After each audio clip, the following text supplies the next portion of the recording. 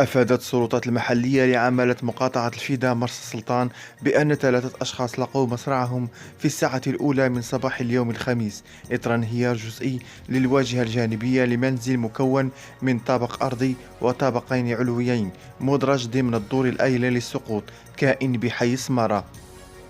وأوضحت المصادر ذاتها أن السلطات المحلية والأمنية ومصالح الوقاية المدنية وفور إشعارها بالحادث تدخلت قصد اتخاذ الإجراءات والتدابير اللازمة، حيث جرى نقل شخصين مصابين جراء الانهيار كان يقيمان ببناية مجاورة للمنزل المعني